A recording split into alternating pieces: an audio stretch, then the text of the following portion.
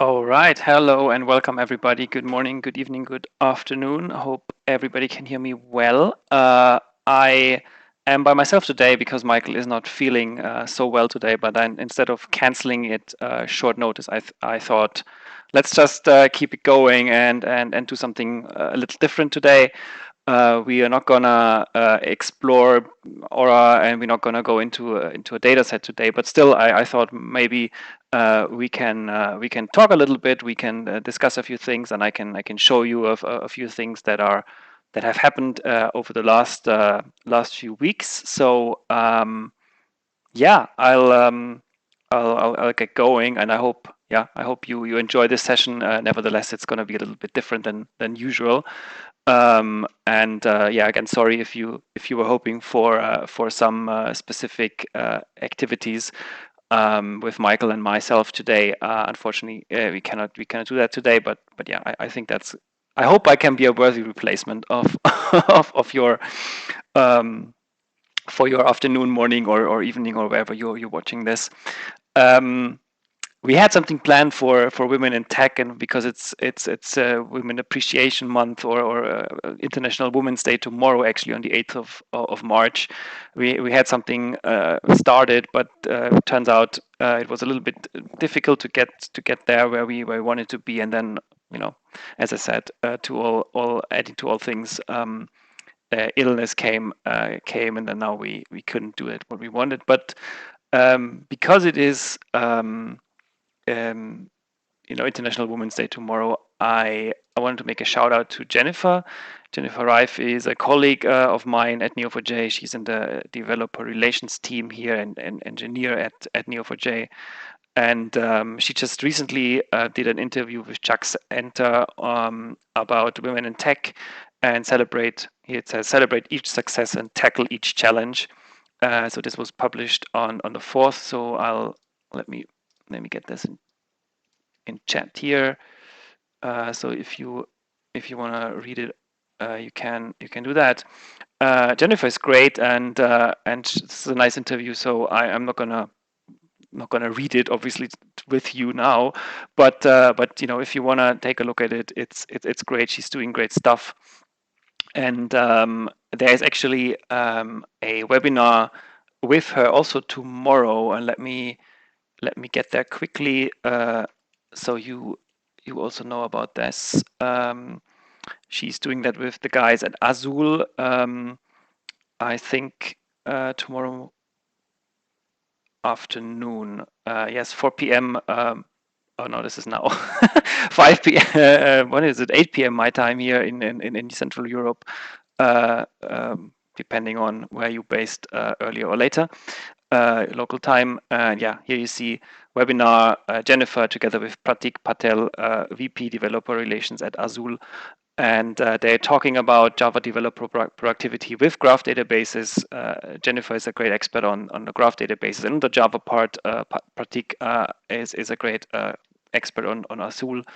And I think the two of them will have a great time of discussing this tomorrow, 2 p.m. ET, 11 a.m. PT, and as I said, now I've forgotten again, what was it? 8 p.m.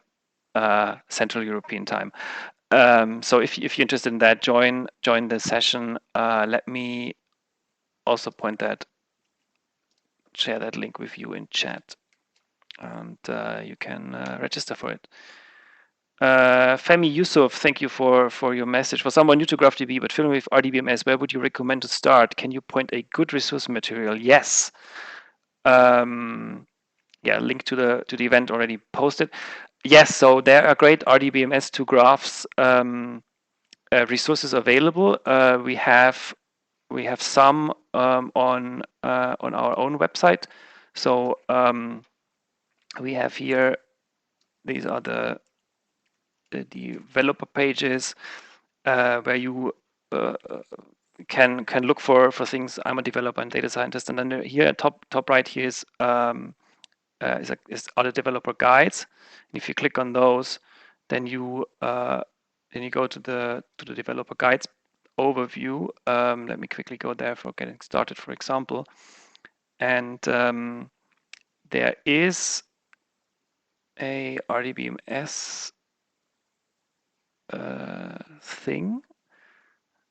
Exactly here, RDBMS to graphs, and this is a good overview of the concepts, the prerequisites. This is obviously beginner level, and it shows you what's what and what's going on in general. Let me get this in chat as well, Femi, so you can have a look at that. There is another article that a colleague wrote, but I think I can find out that that link later on maybe. If not, then I'll post it later on in the description. But I think that gives you, I guess, all the information you need. Let me quickly see if I can find this RDBMS graph. Lou wrote that on Medium, I think. Yeah, Medium. Let me see.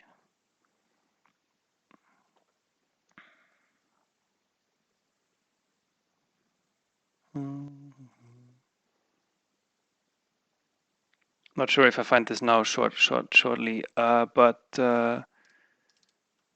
like I said, I will put it in the because I don't know if this is it. Maybe this is it. No, this is not it. But like I said, I will find the link and add it in the description. So don't worry about that.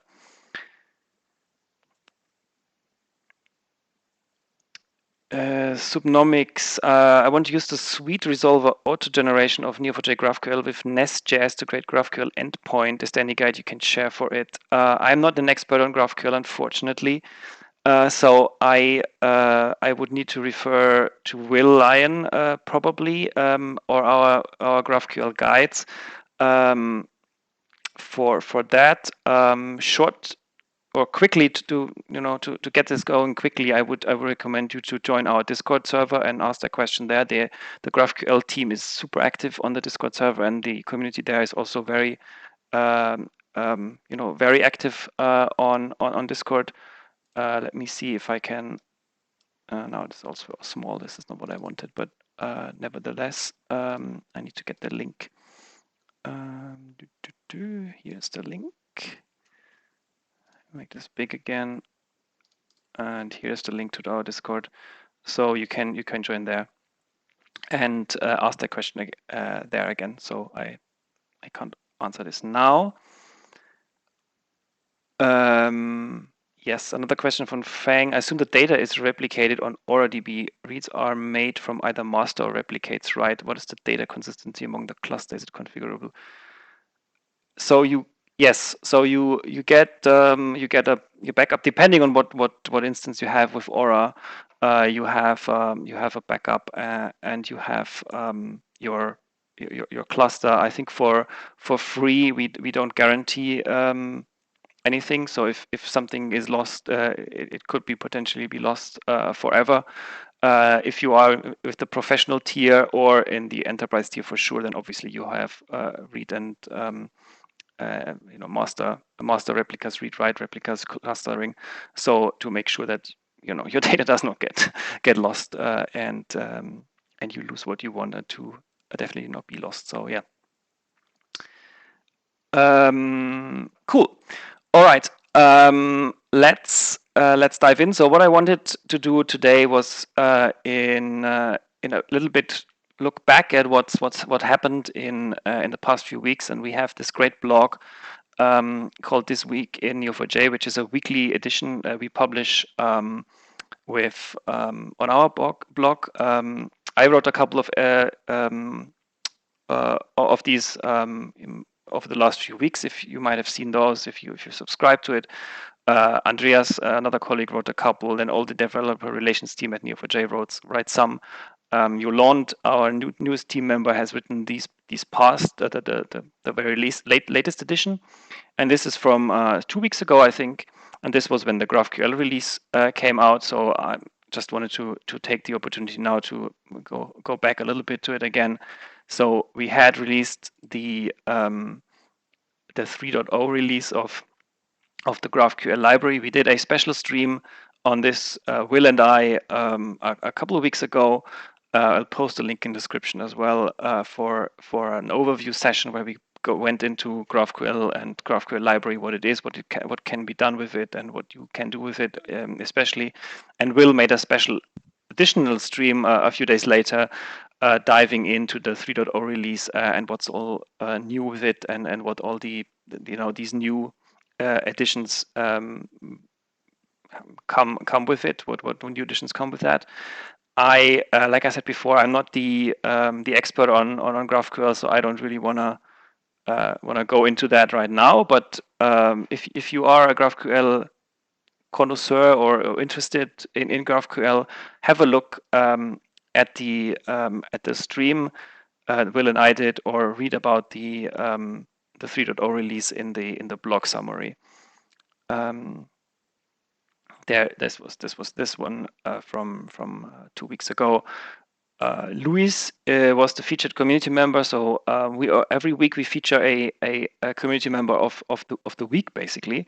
So this means we pick somebody from the community that's been active, that's been around, and that shared something, wrote something, made something cool, made something worth sharing with the wider community. So if you are doing something with graphs, with Neo4j particularly, and are proud of what you did, or think other people might be interested in it, share it. Definitely add hashtag Neo4j so we can also find it, or just add Neo4j to it, so it's even easier. Then we definitely get a ping about it, and share it with the community, and then you'll also be able to be featured here. Luis teaches a top-rated GraphDB Foundations course on Cypher, with Cypher on Udemy. So this is a great session which you can book and interact with Luis and learn about the basics. So if you want some more training, then this is definitely somewhere to go. Then we highlighted a couple of best practices. I think best practices is always great. So if you start with Neo4j, and if you are interacting with it via a driver, it's always good to see what's the what's done before, what other people do, what other people recommend doing. And David Allen wrote a driver best practices short summary basically here in this article, where he goes over the various drivers you can use. So as you know, or if maybe not know, but now you do know, Neo4j and Aura support Python, JavaScript, Java, Go, and .NET, and then you have a wide range of other community drivers which you can use as well, and interact with Neo4j. So he says here, for example, PHP and Ruby. There's an R driver as well, I think. So there's wide range of potential driver entry points, and now he goes into what to do. Obviously use the very recent version of Neo4j. So that's, I think, a very good idea. Always use latest versions, so to be in sync with the latest version of Neo4j. Otherwise, you might lose features, or even some changes might break your connection, or might break how it's currently working. So we had this with the GraphQL session, right? So when I talked to Phil, a couple of changes are system breaking. So with the new version, new features are added in, but also things are treated a little bit differently. So that means it's not working anymore as you might have been used to. So you need to be aware of that. But yeah, if you're interested in that, check it out. And then here we had another video. Michael Simons, together with Max Anderson and Aaron Schnabel, they talk about Caucus, Caucus Insights, to discuss the Neo4j Caucus extension. So if this is something you're interested in, definitely watch that episode. And then there is a double feature actually for Michael Simons, tailor-made Neo4j connectivity. So here we go into the dives into 2 ways to integrate Neo4j Java driver and Spring Boot. So he shows this in a blog article, how to do that, and how to get going with Spring Boot together with the Neo4j Java drivers. and he explains how this is done. So you can if this is something you're interested in, definitely read about it. And he gives you a good head start, I think, how it's done and what to do. And then from there you can continue yourself. Michael is super active on Twitter as well, so if anything is you see there, you spot there, I'm pretty sure you can also ping him there if you see something. And then, oh no, one more thing, toolbed trifecta, connecting to Neo4j with Java and AWS Lambda. So Jennifer, well, we featured her at the beginning. Unbeknownst to me, she's also featured in this one here, where she demonstrates how to connect Neo4j graph database query and execute queries with a deployment to AWS, and to do that there. So I think that's another interesting article. So like I said, Jennifer is a colleague and she's doing great stuff. So I'm pretty sure this article also is well written and super interesting. If this is like looks like a stack or some kind of a connection you're using and is interesting to you, Java, AWS Lambda, and AuraDB or /Neo4j, I guess this article is right up your alley, and she'll explain how to do that and how to be successful with this stack of things. Yes, and then I wanted to, this was the session from last time, so I definitely wanted to feature Adam here, Adam, another colleague. He's responsible for the Graph Academy at Neo4j. So Graph Academy is our training, our free online training program at Neo4j, where you can pick your trainings, pick your sessions, depending on what you're interested in, what your level is, experience level, knowledge level about Neo4j and graphs. Then you can start with beginner ones, but there are more sessions in depth, and this actually has gone by. I'm realizing now, 4th of March was last week, but I'm pretty sure, because I'm mentioning it now, if you are if you have done it, if you complete or are about to complete the building Neo4j applications training, which is this one here, you can still get a free limited edition T-shirt. I will ping Adam to see if he can extend the deadline for at least for a few more days, because, like I said, I mentioned it now, so it would be would be not so great if you would then do it and then don't get the T-shirt. So if, well, by any reason, if you do it and it tells you T-shirt offer is exempt or is no longer active, then please ping me on Twitter and let me know, and I can make it happen. So you get your T-shirt. But the point is, if you do the training, if you complete this building Neo4j applications with Node.js session, and you found some points that you didn't make quite sense, or some other things you thought maybe are interesting as well, or some other things you have now as an open question or as a follow-up session that would be good for us to include, then definitely sum this up in a short summary feedback and send it to us via this email, and then you will get the T-shirt for sure. And if building Neo4j applications with Node.js is not up your alley, then definitely check all courses on the Graph Academy. I'll post that link in chat, so you have it as well. And yeah, like you see here, there are lots of different sessions. So there's the fundamentals, Neo4j Cypher fundamental data modeling. These are importing CSV, so very basic ones for people to get started. If you are new to the whole thing, this is definitely your spot. And then more advanced ones is this Python session, and as this application session I just showed. I think for the Python session, there's also a feedback loop available. Exactly. So here we go. Same principle applies. If you do the Python session, if you think anything should be changed, could be better, could be different, missing whatever else, or also positive, obviously always positive. If you say this was great, this was perfect, this was the best training you ever did, also let us know. And disregard the 4th of March. Definitely complete it by this week. Let's say if you do this end of this week, then definitely the t-shirt will be yours as well if you do some feedback or give some feedback. Okay, and I think this was the week from 2 weeks ago, and I wanted to also cover the week from well, is it last week or was this? Well, I had these two, so whatever. This other more recent one was from Yolande. Now, like I said before, Yolande also writes these things, and we had an announcement of the data importer, Neo4j browser, GraphQL, Bloom, and others did get an update. So I think it's interesting. All these developer tools getting slightly improved and or getting an update.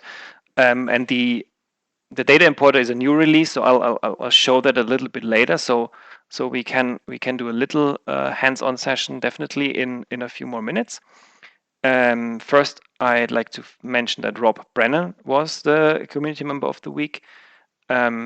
He is a long-time contributor and writes lots of interesting application, and he contributes to many GitHub projects. And the one that was featured here in this case was the Explore Docker Grand Stack project. He got a shout out from the team here for his support and for his contribution. So very nice to see this, and thank you very much, also Rob, for your great work. If you are interested in what he's doing, check out his GitHub projects or follow him on Twitter. This is the week in.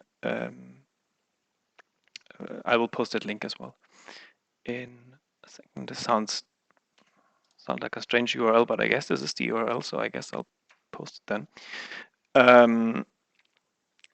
And then, like I said here, this is more like a release session. Time travel with Bloom 2.1. We have we touch base on the 2.1 feature as well, and I wanted to go here as well on these other ease of use or user experience improvements for browser and other developer tools. Here, Jeff goes into what's possible with 2.1, and the main focus here was on a couple of time and date, or rather, time date values that are now have been stored in Neo4j, but now Bloom also can work with those and has an understanding of what it means.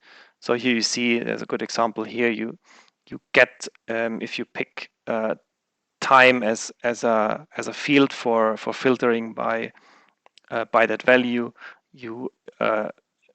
Bloom has an understanding of what time is and gets this right, and you can filter by, let's say here, I think this is about the traffic flow thing. So if there's a certain time in a day you want to know where is it potentially very bad, or what's the deal with this particular time, then you can filter for it for a specific point in the day, and then you see only the occurrences in this specific slot. And here he's doing this here, so he's filtering for that, and then obviously the rest goes away. And you see that here definitely. So the rest is grayed out, and okay, this is only the ones that are currently active in my filter time zone, and the rest is still there. Obviously, you know that this is still happening, but it's not what you wanted to assess at the moment. So very helpful if you are looking for certain time features.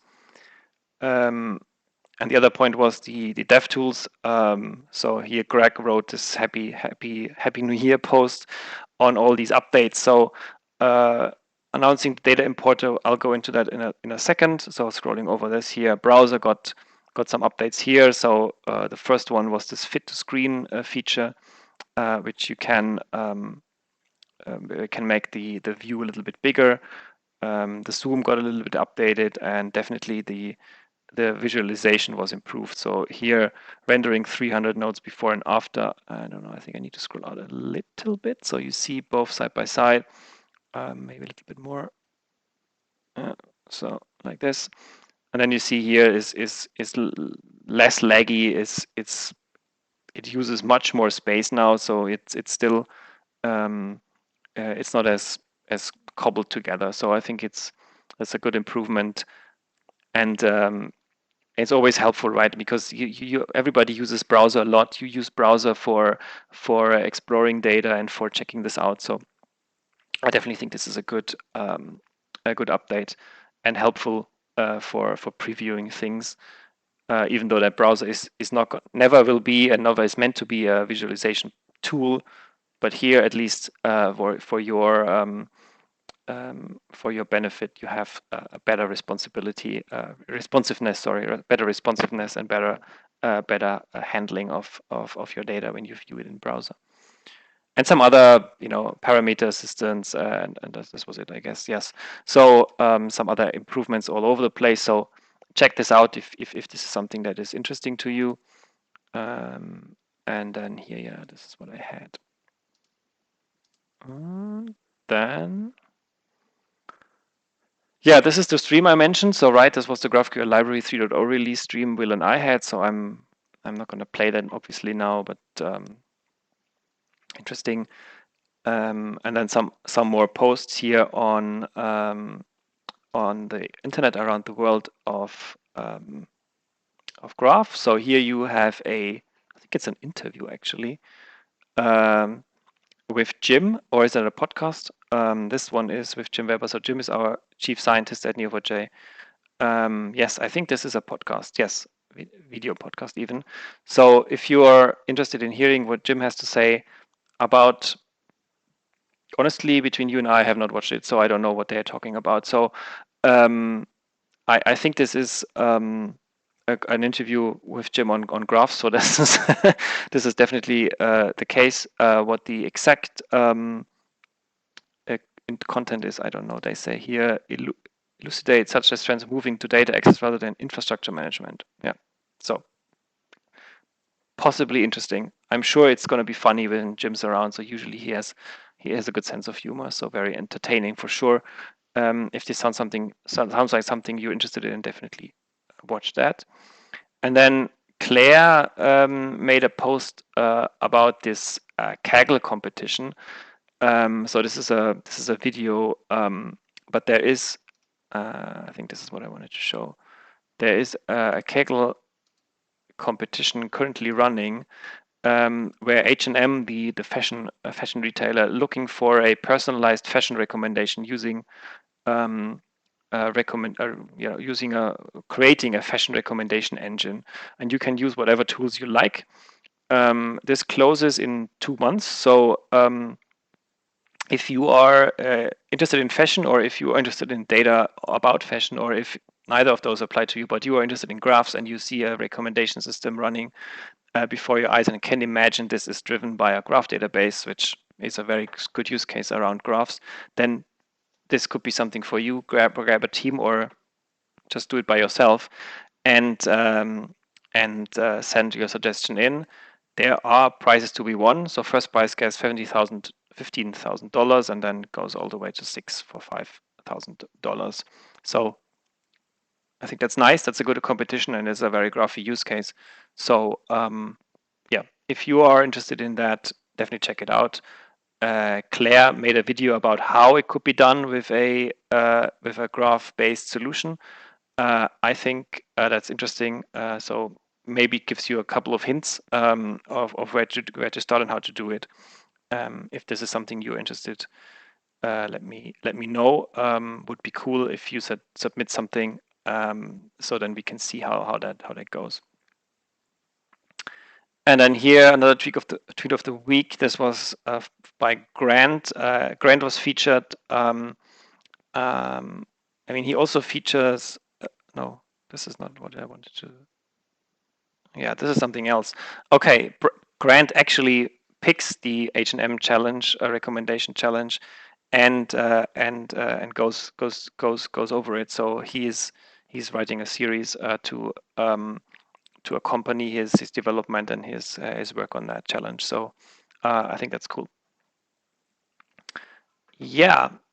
All right. That's that. And now this is the new feature, right? So this was the data importer, and if you go to dataimporter.neo4j.io, I'll post it in Slack, in chat, sorry. Then you come here, and this is basically a graph modeling helper tool, which gets you very far if you are not sure how to get your data into Neo4j, which is always like the number one question is how do I get my data loaded? How do I start with it? What do I need to do to see the graph in Neo4j?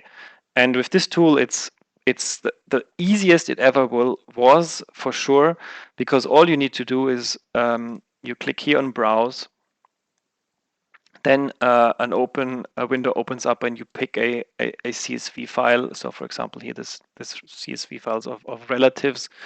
We had also thought about doing at some point, maybe we'll still do it later, Michael and I. And then you see, okay, this is the file. So they have, oopsie, this is not what I wanted. So they have various, this is like a preview, right? So you see here the first row, so Elvis Presley is the name, father, there's a link to his father, there's the name of his father, obviously, Vernon Elvis Presley, then there's mother, also link, Gladys Presley, his mother's name, then some relatives, if possible, siblings, if he or she has any siblings. So again, sibling is the link to the Wikipedia page, plus sibling name, Jesse Garon Presley, spouse. So here, link again to the Wikidata page, and then Priscilla Presley, the spouse's name. So this is for like a list of people, and then here in the middle you have your almost like a whiteboard. You can draw, and then we could create a graph and say, okay, we want to map this out. So we have a person that's a person, and this person is connected. This is not very difficult graph, but yes, you get the point, right? Is connected to another person, let's say by the mother connection. So if you wanna set this up, and then we can obviously add more here, right? So you can also make this like person, another person, and the spouse connection, whatever. So you get a small graph, all right? And then you have lots of exclamation mark because it's not set up right, but you do that by clicking on the node or the relationship, and then you select what you want to do here. And this is on the right hand side. Do I need to zoom in a little bit? Let's make it a little bit bigger. And then you click here, select your CSV file, then you add properties, add from files. So obviously I wanted to add my link and my my name. Item is actually a web page, but we could call it ID, for example, because this is the unique identifier for a person. And we select this ID as the unique identifier. And mapping, here again, this is done automatically, but we need to double check. So ID is item and name is obviously name. So then we have our first person node mapped. Then we map this other one. This is going to be the mother. So here again, we pick the CSV file. We add from file. We pick mother, which is the Wikidata link, and mother name, which is the name, obviously. And then we click on confirm. So then again, mother shall be called ID. We select a property as ID for the identifier. Mapping is again done automatically, so we don't have to worry about it. And now, now we select the relationship. So again, I pick my relative CSV file, and now I need to from person ID to person ID. So from my original person. So in this case, it would be Elvis Presley to his mother, which is Gladys Presley. So let's say we go from, in this case, I think it's item. No, we go from name to mother name, and now we have these two connected. And for spouse, we can do the same. So again, we pick our relative CSV, we add from file. Here we go for spouse, and for spouse name, we click on confirm. Spouse, we can again rename into ID, so that it stays the same. Pick the identifier ID. And then here we have it. And for spouse, again, we connect these two. So again, here we go from item, I think we did item, right? To spouse, and then we are connected. And then we continue doing this, and then you have a top button here at the top right that says run import, and you can connect to any Neo4j database, right? So you can be your Aura instance, it can be your local Neo4j DB running on desktop, it can be your database running on wherever else cloud platform you have deployed. Just put in the URL here, username, password, and click on run, and then you have it all set up. So that's super easy. If you are happy with what you did, you can even download this model with or without data, so anybody else can copy it. So I could now say, okay, I clear this out, and I import a model that has been that is completed and has been done. I did this earlier. So here, and I import this here, this whole session, and now I have the persons around here. Person again, it's the same file. Here on the left, you see all these rows have now green checkboxes, so everything from the file has been used. And here you have, again, here I see ID and name. I pick the relatives, and the mapping is automatically done here, right? If you want to change it, you can. And then also for the relationships, right? It's again pick the same file, and then we go from item to father. So we use always the unique identifiers in the Wikidata URLs, so that it makes it easier to distinguish the two from each other. And then again, we can run an import on this and publish all data. We could actually do this now. I have an Aura instance open, so I can go into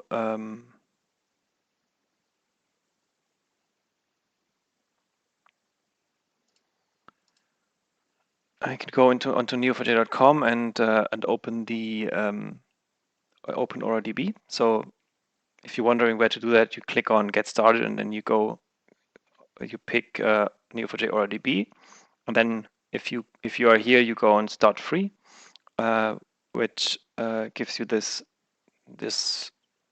free tier basically as an option.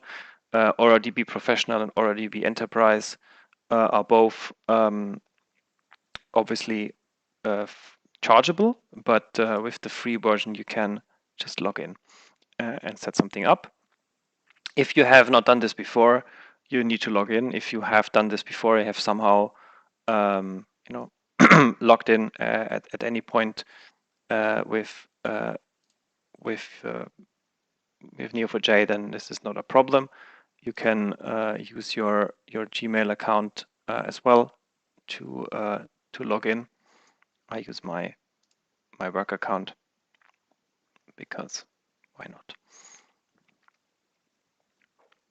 And then it takes a few more seconds, and you are greeted with this overview where you see what's currently going. And here I have this movies little database, or a free. I can resume it. So it is currently paused because I have not used it, and it's studying up my database.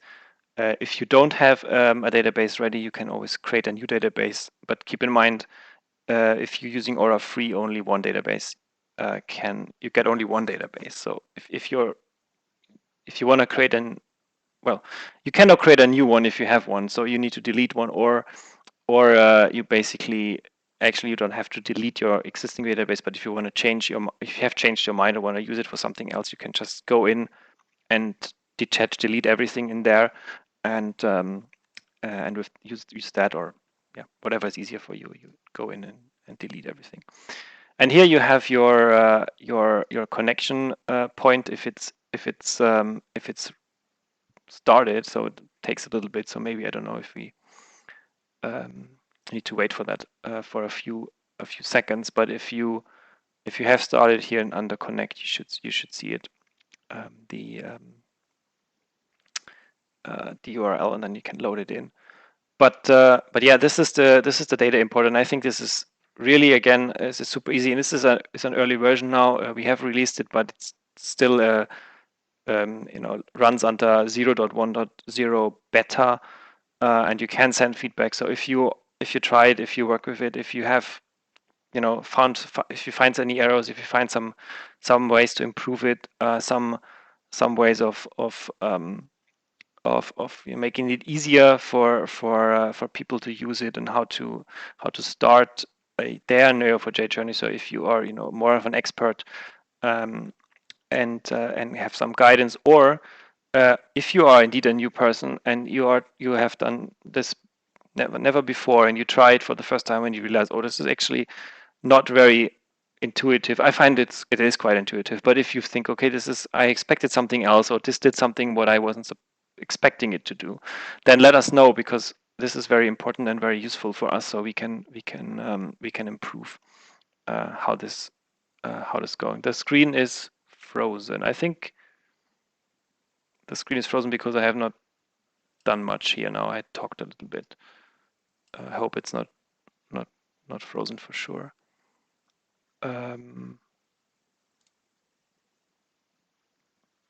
Okay, so my Aura instance is running. You should see me switch back to Aura. If not, let me know. And here you get the connection details, database, and settings. And now I have here at top, I have the connection URI, so I can copy this to my clipboard, go back to the importer, run import, go here, import the password. I think it's this one. Let me double check.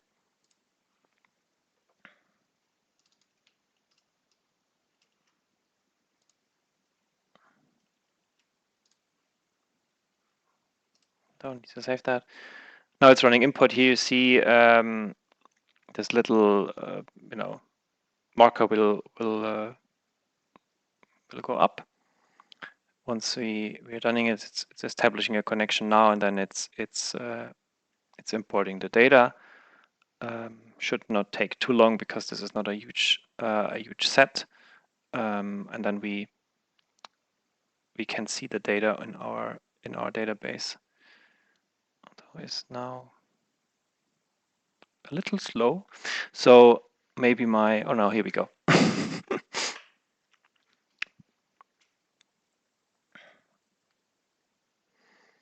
So let's give this a few more seconds. And here, incomplete. All right, okay. I probably should have created some constraints on duplicates or anything else, but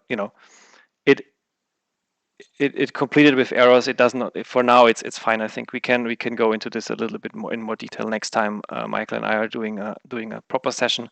I just wanted to show this definitely goes and works. And now here in our Aura instance, if we open this with browser, I should at least see a few data points. Probably not all of them, because it did not run exactly as I thought it would. Connect,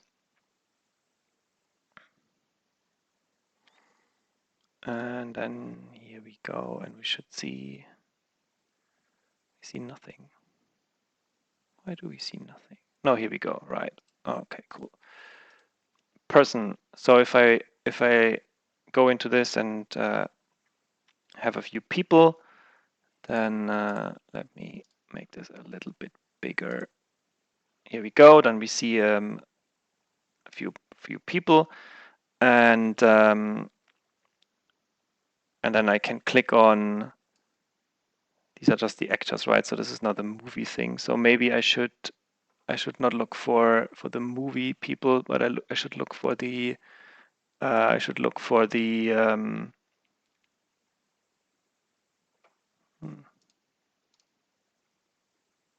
did not do the connections, I think. Well, I think it did not complete it as I wanted it to complete. So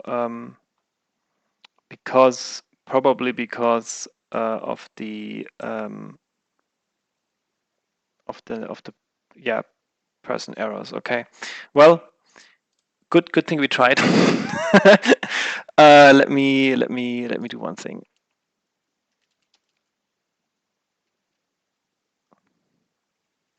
Let me just delete everything.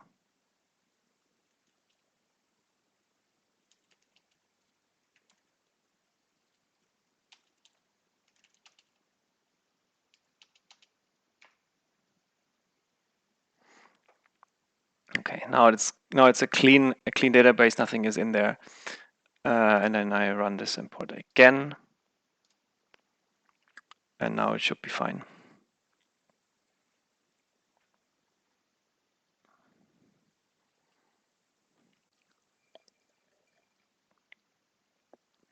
I hope.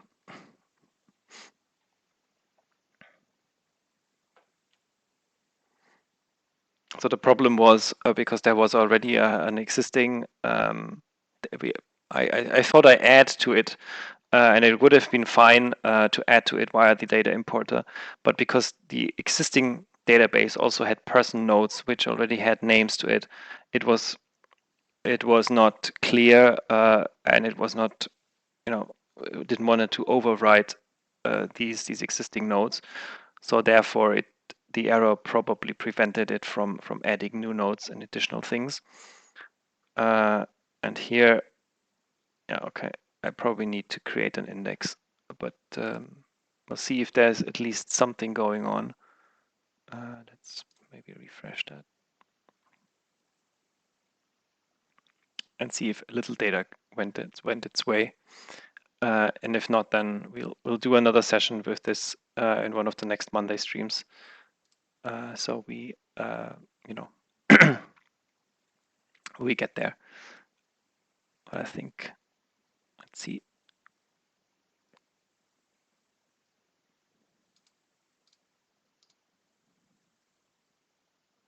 If at least a few people. Yes. Okay. Perfect. So did not complete all the way without errors, but it got a few people in. Obviously, because of duplicates and names, then it wouldn't be, it should not have happened. But nevertheless, and here we have a couple of people, and if you pick anyone, I don't know, this one, and then we wanna expand. Maybe I don't know if he has any. This one does not have. Let's see if this. Here we were with the Presley thing before. Maybe this didn't go. Okay. Yeah, here we see at least. So we see here Elvis Presley. This is the father.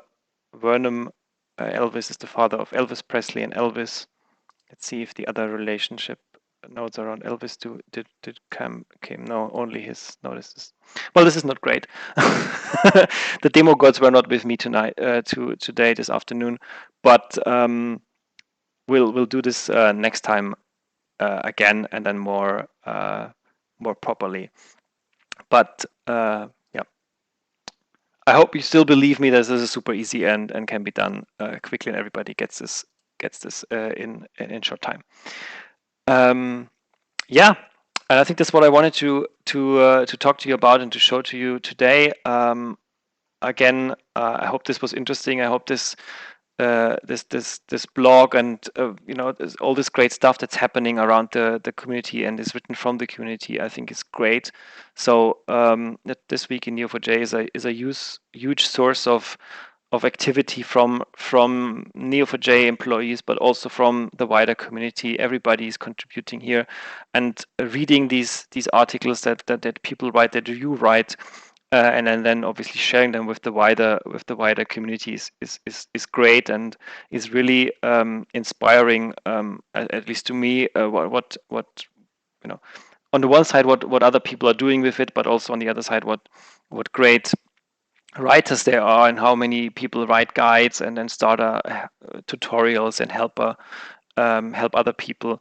And this is what this community makes so special, and this is what it makes so fun. I think, to interact with these friendly people and also around the graph sphere. So definitely worth noting that this exists, and I hope maybe if you have not subscribed to it yet, you can do so. If you click on the latest edition and scroll down somewhat, you get this little pop-up here on the right-hand side, which tells you or asks you to subscribe. So you just enter your email address and then you can subscribe to the Twin4j newsletter. Yeah, and before I close, I wanted to mention Graph Connect. On the 6th of June, we have our event back on, which is called Graph Connect. It's a huge users conference in Austin, Texas, and the call for papers is still open. So if you are thinking about writing something soon, or if you have written something in the past and you want to present about it, want to talk about it, you have a project, have something to share, there's a wider range of topics, right? You can find probably somewhere here you will find a fit. And if this is the case, definitely submit your paper and your speaking application, and we hope to see you in Austin. The deadline for this is March 25th, so you have 3 more weeks. Yeah. With that, thank you for watching. Thank you for joining. Thank you for the questions and for the patience.